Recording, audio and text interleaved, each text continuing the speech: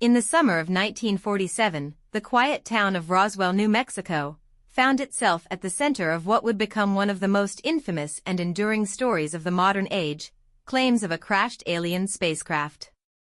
For decades, speculation and mystery have surrounded what has simply become known as the Roswell Incident. Was it an alien encounter? Or something far more terrestrial in origin? But how did this tale of extraterrestrial visitors take on a life of its own? In this documentary, we'll dive deep into the timeline of the Roswell hoax, dissecting its inception and how it transformed from a simple misunderstanding into a global conspiracy theory.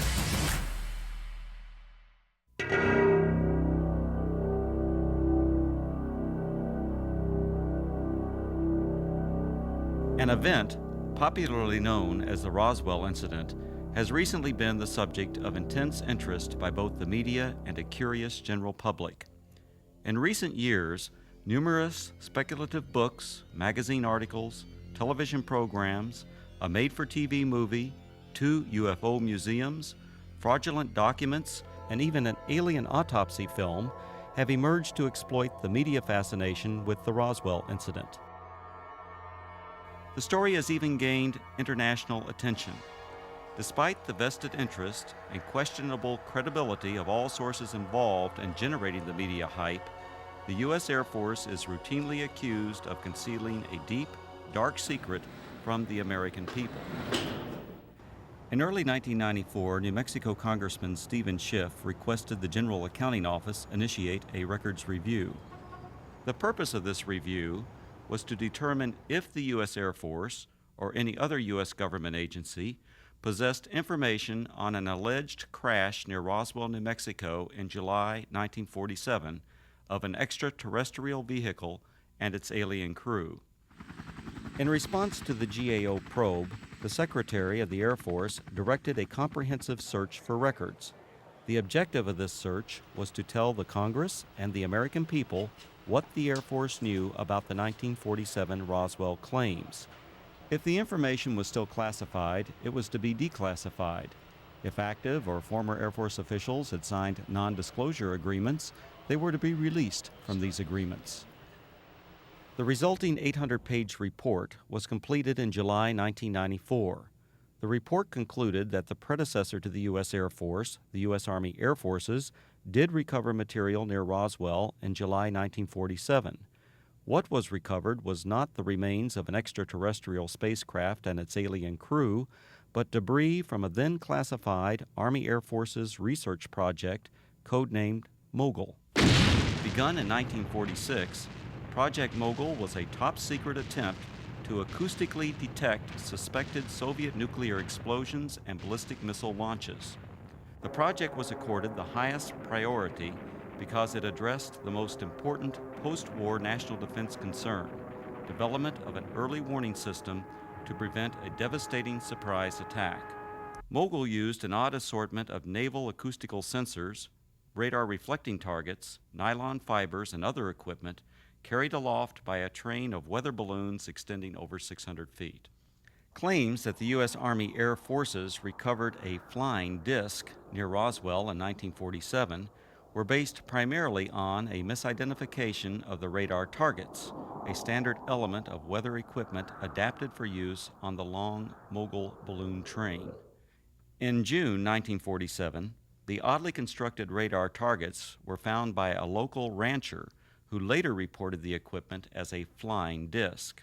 Following some initial confusion at Roswell Army Airfield, the flying disc debris, aluminum foil, rubber, paper, and sticks, was identified by Army Air Force officials as remnants of radar targets and weather balloons.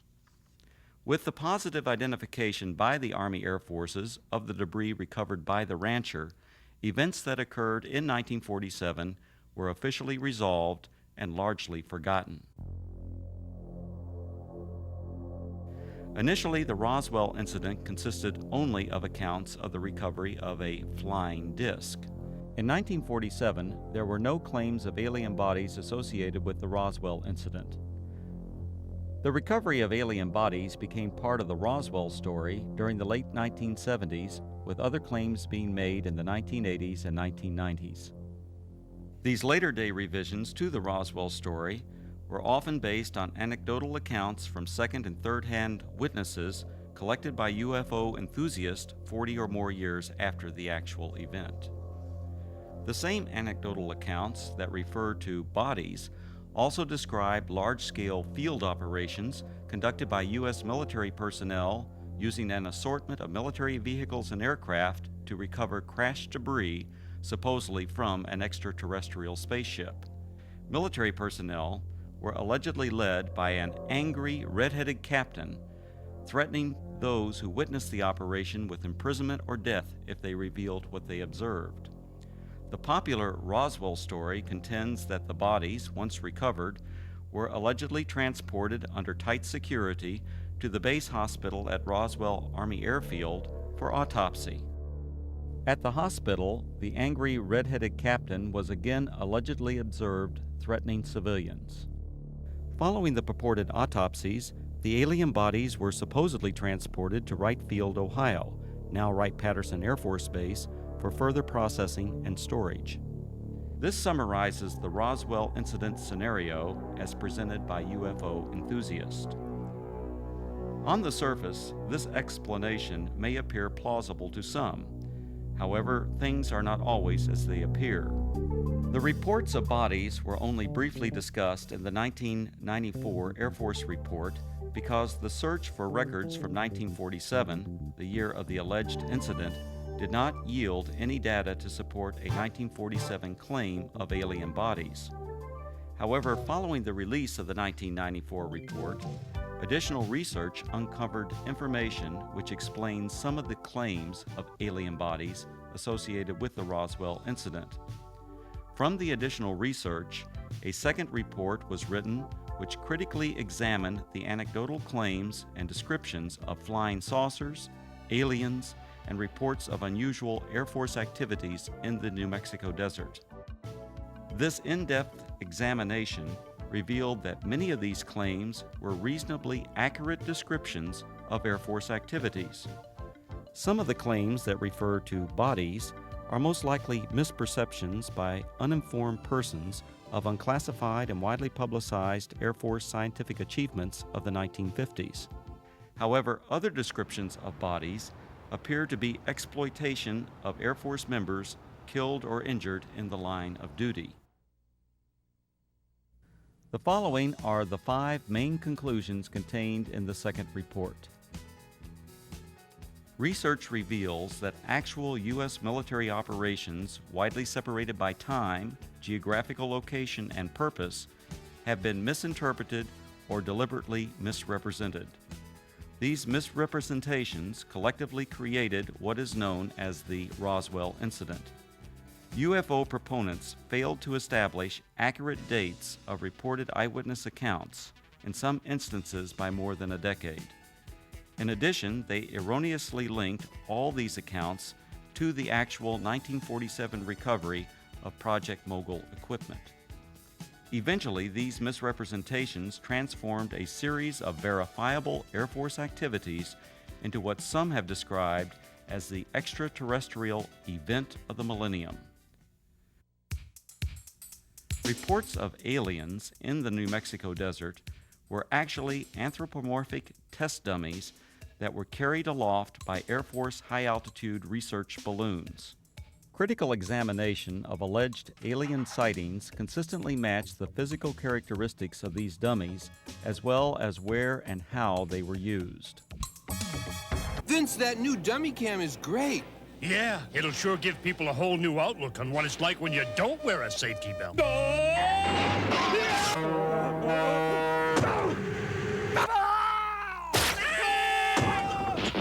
I think they'll get the picture. You could learn a lot from a dummy. Buckle your safety belt. Anthropomorphic dummies, also known as crash test dummies, are today easily identifiable and are even stars of their own successful auto safety advertising campaign. However, during the 1950s, public awareness was still decades away for these important scientific tools.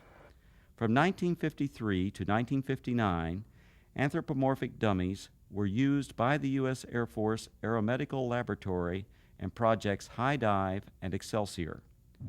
The project's main objective was to study methods for returning a pilot or astronaut safely to Earth by parachute if forced to eject at extremely high altitudes.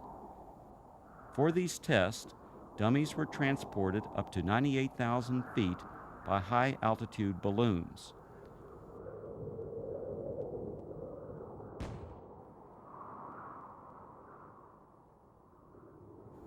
The dummies were released for a free-fall period, during which body movements and escape equipment performance were recorded by a variety of instruments.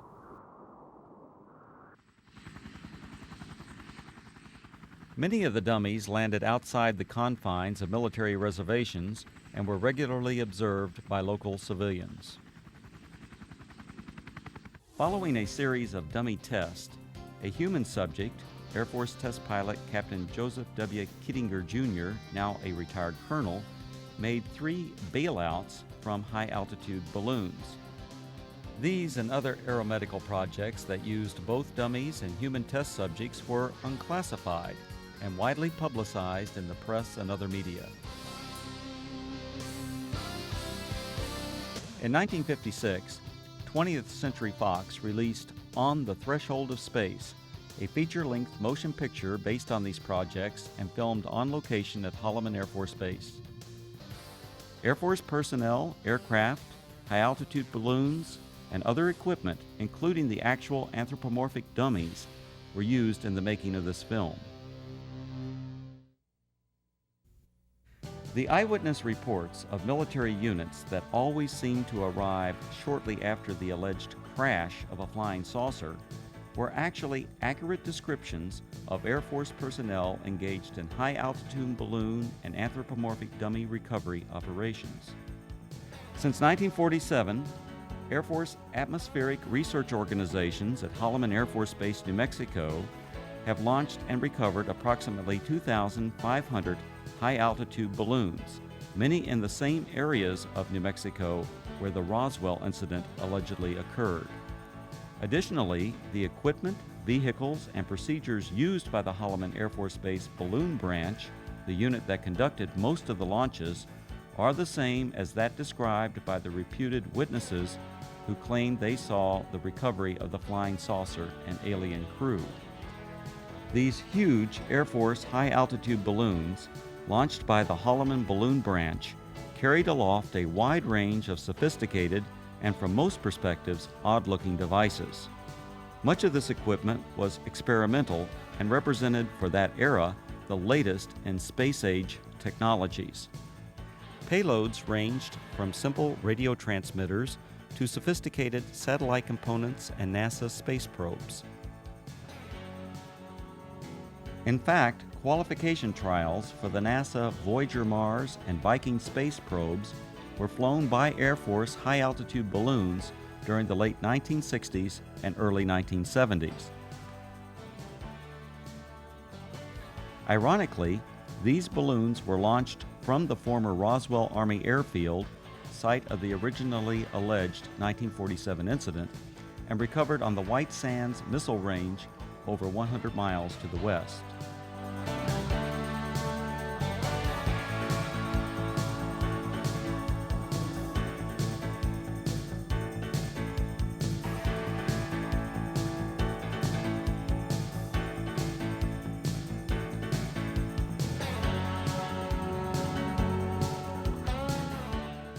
Recovering the balloon payloads was essential for accomplishing the scientific objectives of the high-altitude balloon program. The primary high-altitude balloon recovery areas were and still are located at predetermined sites throughout Arizona, West Texas, and New Mexico, including the area surrounding Roswell. To retrieve the equipment many miles from Holloman Air Force Base, recovery personnel operated a variety of aircraft and vehicles. The exact vehicles described by the witnesses as having been present at the crashed flying saucer sites. To expedite these operations, the recovery crews tracked the balloons optically, electronically, and from aircraft which directed ground vehicles to the impact areas.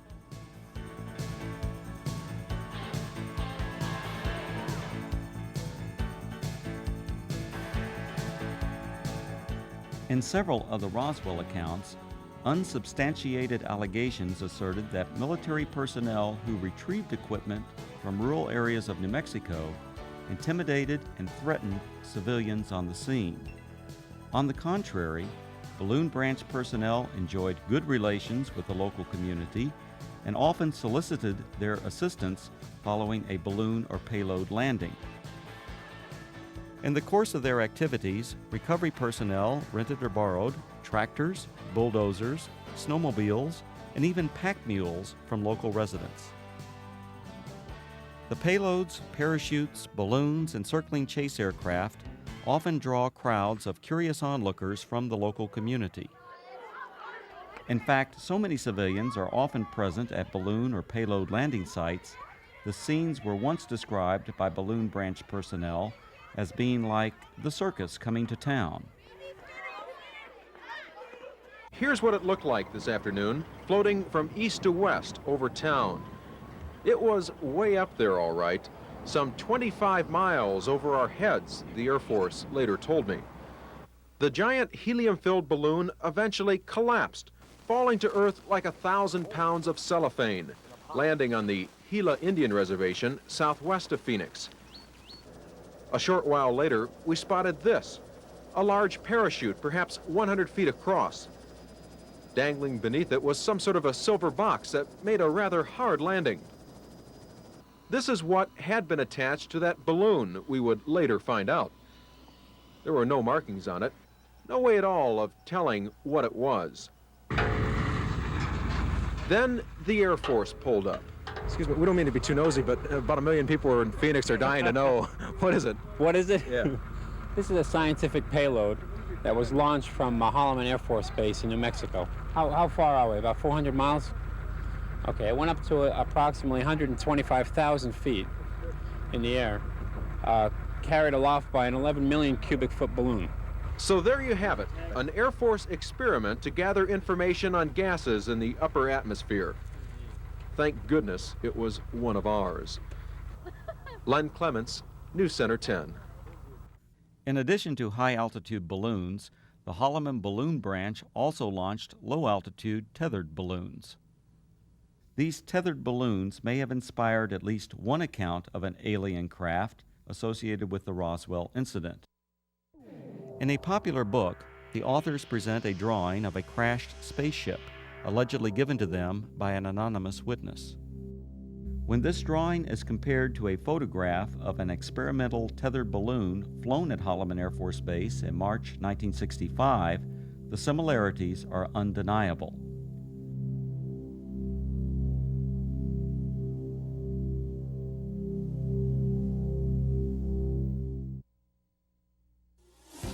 The red-headed captain was probably Captain Joseph W. Kittinger, Jr. Captain Kittinger served as the project officer or pilot in all three of the Air Force's manned high-altitude balloon projects, Man High, Excelsior, and Stargazer. Captain Kittinger was present at many balloon and dummy launch and recovery sites throughout the southwest United States during the 1950s and early 1960s. However, other than the allegations made by UFO proponents, there is no evidence of any kind that Kittinger confronted or threatened civilians. Colonel Kittinger's achievements as an Air Force test pilot are legendary. He has the standing world record parachute jump from nearly 20 miles.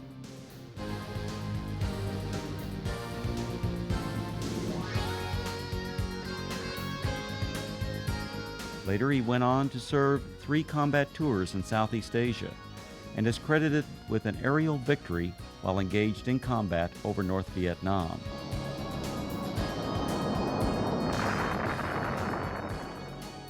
After over 480 combat missions, Colonel Kittinger was shot down over North Vietnam and spent 10 months as a prisoner of war in the infamous Hanoi Hilton before being repatriated in March 1973. Colonel Kittinger made history again after retiring from the Air Force.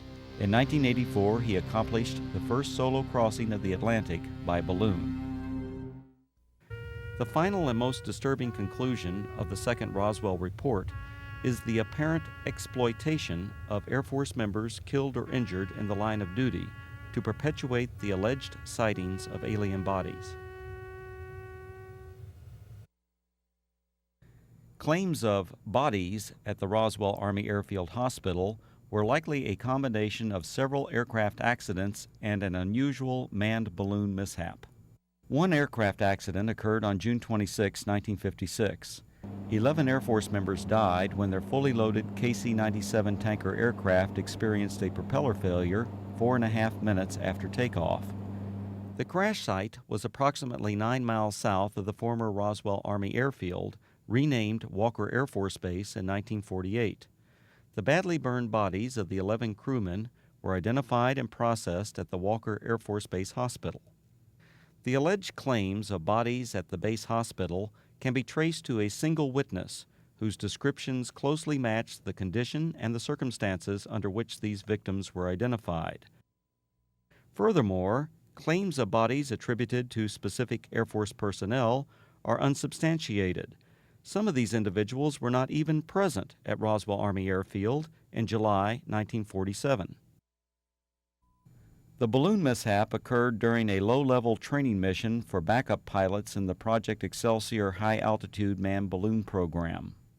This unusual accident occurred approximately 10 miles northwest of Walker Air Force Base on May 21, 1959. One of the three crewmen, Captain Dan D. Fulgham, now a retired colonel, was injured during landing. Following the mishap, Captain Fulgham and the other balloon crew members were transported to the Walker Air Force Base Hospital via a chase helicopter that followed the training mission for emergency purposes. Upon arrival at the highly secure Strategic Air Command base, the balloon crew was met by armed Air Force security personnel who remained with the crew until their identities were confirmed. As the Excelsior project officer and instructor pilot for this mission, the red-headed Captain Kittinger accompanied the balloon crew to the hospital. At the Walker Air Force Base Hospital, Kittinger and Fulgham were apparently observed by individuals who later related this unusual incident. Elements of this actual event now appear to be part of the Roswell story.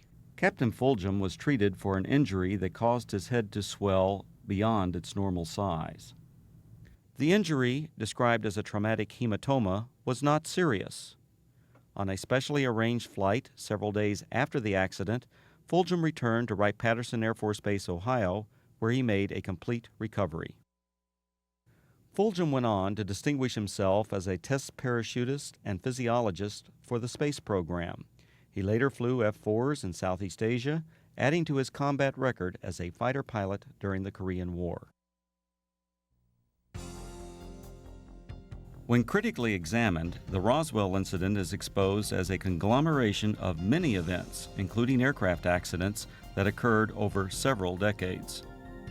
Misidentification of anthropomorphic dummies and experimental balloon-launched devices, combined with Air Force balloon operations portrayed as mysterious flying saucer and alien recovery teams, transformed verifiable events into what is now known as the Roswell Incident.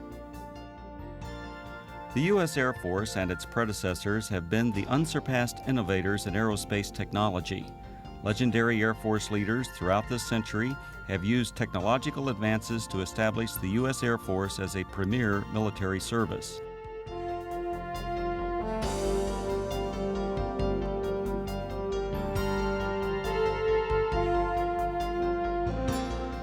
The facts presented in the reports examining the so-called Roswell incident did not reveal it to be a dark secret or government cover-up as persons unacquainted with Air Force technologies proclaim.